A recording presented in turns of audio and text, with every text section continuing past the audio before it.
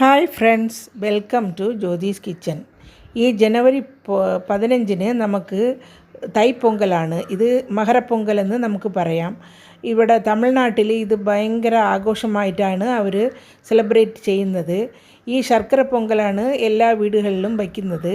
ഈ ശർക്കര പൊങ്കൽ എല്ലാ വിശേഷ അവസരങ്ങളിലും പൂജാ ദിവസങ്ങളിലും നമുക്ക് ഉണ്ടാക്കാൻ പറ്റിയ ഒരു ശർക്കര പൊങ്കലാണ്. എളുപ്പത്തിൽ എങ്ങനെ ഉണ്ടാക്കാമെന്ന് നമുക്ക് നോക്കാം.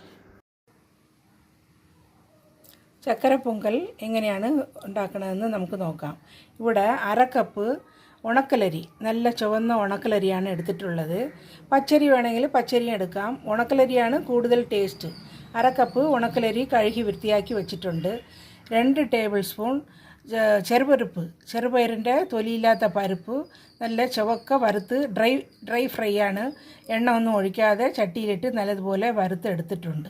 നമുക്കിനി ഈ 2 സാധനങ്ങളും ഇട്ട് കുക്കറിൽ വെച്ച് നല്ലതുപോലെ വേവിക്കണം. ആവശ്യത്തിനുള്ള വെള്ളം ഇതിൽ നമുക്ക് കുക്കറിൽ ഡബിൾ ബോയിൽ മെത്തേഡിലാണ് നമ്മൾ വേവിക്കാൻ പോകുന്നത്. അല്ലെങ്കിൽ ഈ പരിപ്പ് പൊങ്ങി വരുമ്പം ഈ കാസ്കേഡിൽ ഹോളിലൊക്കെ അടഞ്ഞ് നമുക്ക് അപകടം വരാൻ സാധ്യതയുണ്ട്. എപ്പോഴും നമ്മൾ പരിപ്പ് ഇങ്ങനത്തെ ചെറുപരിപ്പ് തുവരപ്പരിപ്പൊക്കെ വേവിക്കുമ്പം ഇങ്ങനെ നമുക്ക് വയ്ക്കുന്നതാണ് നല്ലത്. അപ്പോൾ ഇതിൽ 1 ടീസ്പൂൺ നെയ്യ് കൂടി ഒഴിക്കുകയാണ്. അപ്പോൾ ഇങ്ങനെ നെയ്യ് ഒഴിക്കുമ്പോൾ നമുക്ക് അത് പൊങ്ങി ഇങ്ങനെ തൂവാതിരിക്കും. അതിന് വേണ്ടിയിട്ടാണ് 1 ടീസ്പൂൺ നെയ്യും കൂടി.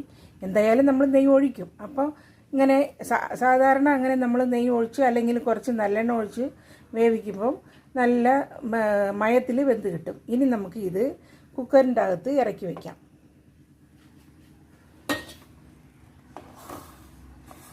ഇറക്കി വെച്ചിട്ട് അടച്ചു വെച്ച് ഒരു 4-5 വിസിൽ നമുക്ക് കുളയെ വേവിച്ചെടുക്കാം. അരിയും പരിപ്പും വേകുന്ന സമയം കൊണ്ട് നമുക്ക് ശർക്കര ഉരുക്കിയെടുക്കാം.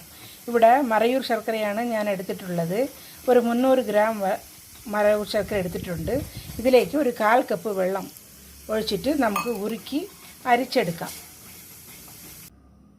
നമ്മുടെ ഉണക്കലരി പരിപ്പും നല്ലതുപോലെ വെന്തിട്ടുണ്ട്. ഇനി നമ്മൾ ശർക്കരയും ഉരുക്കി അരിച്ച് ഒരു അടികട്ടിയുള്ള പരന്ന പാത്രത്തിൽ വച്ചിട്ടുണ്ട്. ഇനി ഈ അരി ഇതിൽ നമുക്ക് മിക്സ് ചെയ്ത് നല്ലതുപോലെ സ്മാഷ് ചെയ്യണം. രണ്ടും കൂടി നല്ലതുപോലെ മിക്സ് ചെയ്ത് രണ്ടും യോജിപ്പിച്ച് എടുക്കണം. നല്ലതുപോലെ കുറുകി വരണം. ഇത് മറയൂർ ശർക്കര ആയതുകൊണ്ടാണ് ഈ കളർ. ഇതാണ് ഇതിന് നല്ലത്. മറയൂർ ശർക്കര കിട്ടിയാൽ ഇട്ടാൽ മതി, അല്ലെങ്കിൽ വെള്ള ശർക്കര ഇട്ടാലും മതി. അതുപോലെ ഉണക്കലരിയാണ് ഈ ശർക്കര പൊങ്കലിന് ഏറ്റവും നല്ലത്. ഇനി രണ്ടും കൂടി നല്ലതുപോലെ നമുക്ക് മിക്സ് ചെയ്ത് കുഴച്ചെടുക്കാം. നമ്മുടെ ശർക്കര പൊങ്കൽ റെഡിയായി തുടങ്ങി. ഇനി നമുക്കിതിലേക്ക് ഞാനിവിടെ 1 കഷണം ചുക്കും 4-5 ഏലക്കായും കൂടി പഞ്ചസാര ഇട്ട് പൊടിച്ച് വെച്ചിട്ടുണ്ട്. അതിട്ട് നല്ലതുപോലെ ഇളക്കാം.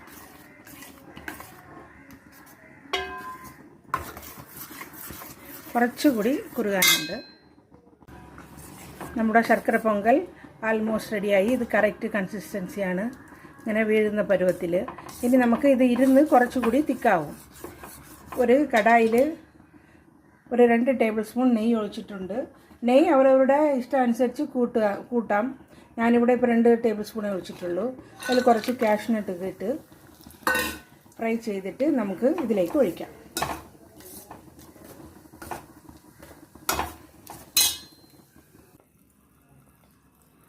ഗ്യാസ് ഓഫ് ചെയ്തിട്ട് നെയ്യ് ഇതിൽ ഒഴിച്ചിട്ടുണ്ട്. ഇനി നല്ലതുപോലെ മിക്സ് ചെയ്ത് നമുക്ക് വിളമ്പാം. കുറച്ച് തണുത്തിട്ട് വിളമ്പാം.